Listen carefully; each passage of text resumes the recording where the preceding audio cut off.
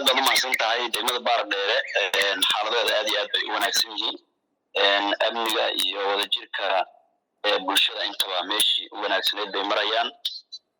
waad la socoteen xaaladaha update bay tiin muddooyinkan waxaan ku jirnay arrimihii dowlad goboleedka Jubbaland hadee gobolka waxaa ka jirtay siyaasado kala duwan iyo kala qaybsanaan ayaa ka jirtay howlahaas sidii loo xasilin lahaa maamulka dowlad goboleedka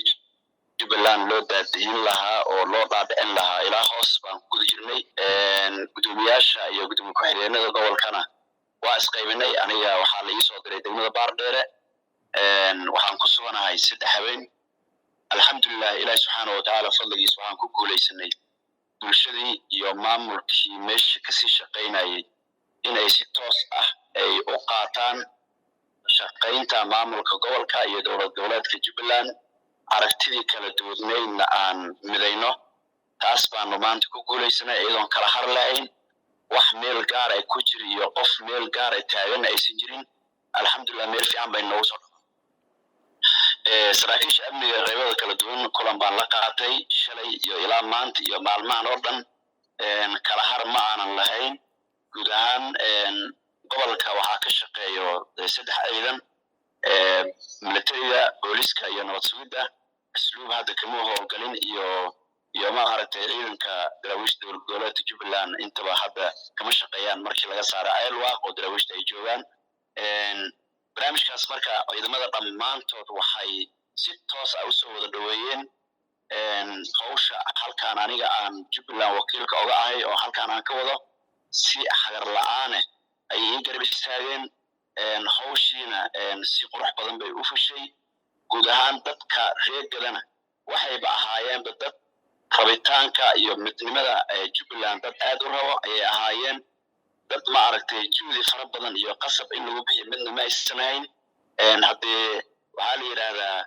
qof waalan baa wuxuu yiri baa la yiri khatiba la buubay markaasuu yiri waa barkaan u bukay dadkaana de waxay ahaayeen dad ayagu rabo nidaam iyo kala dambeyn state-kana aan wax dhibaato ka jirin marka waxay iska noqotay barkaan u bukay bay baashu aaday way soo dhaweeyeen si qurux badan in ammaanka deegaanka iyo horumarinta deegaanka ayaanu iska qaadanay insha Allah ta'ala waxaan rajaynaynaa si guul ah inay hawsha ay ku socoto aad u mahadsan tahay dhaqdhaqaaqyada kala duwan si sax ah ayay u socon karaan wax caqabad ah haba yaraato oo gobolkan dadkiisu ay qabaan ma jirto bulshaduna bulsho diidan nidaamka dowlad goboleedka Jubbaland ma aysan ahayn waxay ahaayeen dad mar walba jecel midnimada Jubbaland iyo horumarka Jubbaland iyo wadajirka Jubbaland bay ahaayeen arrimaha ka jirayna waxay iska ahaayeen arrimo dad siyaasiyiin ah oo dana gaar ah wato bay ahaayeen howlaha gobolkaani uu go'doonka ugu jiray waxaan rajaynaynaa in dhibaatadii dhowrkaas sano dib u dhac ku dhacay gobolka in hore loo socon doono dowlad goboleedka Jubbaland shaqo aad u adag baa u taalo oo ah in bulshadii gobolkan gado dib u dhac dhowrka sano ku dhacay in horumarin loo sameeyo waxyaabihii ka hakisnaa oo dhan loo fasaxo taasna insha Allah ta'ala waxaan rajaynayaa madaxdu inay u diyaarsan yihiin ayaga nooga horeeyo in arrinkaas uu ka hergalo waan rajaynayaa in muddooyinkan iyo maalmahan soo socdaba tallaabooyin rasmi ah oo gobolka lagu horumarinayo dadkiisana lagu badinayo inay ka socon doonaan waxaan ugu baaqayaa bulshada reer Jubbaland iyo reer Gado in ay ka shaqeeyaan horumarinta iyo midnimada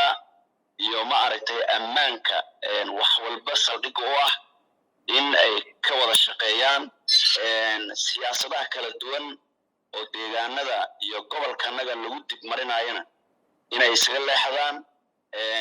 qof walbana uu ku fikiro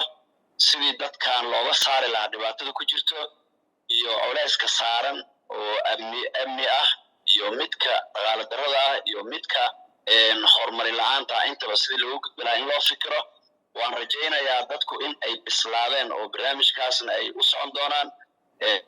waana mid fududeysay in maanta iyadoo wax dhibaato ah dhicin bulshadii ay nidaamka saxda ay wada aadaan baa ayada nagaasisay waan rajaynayaa inay taa ayada ka wada shaqeyn doonaan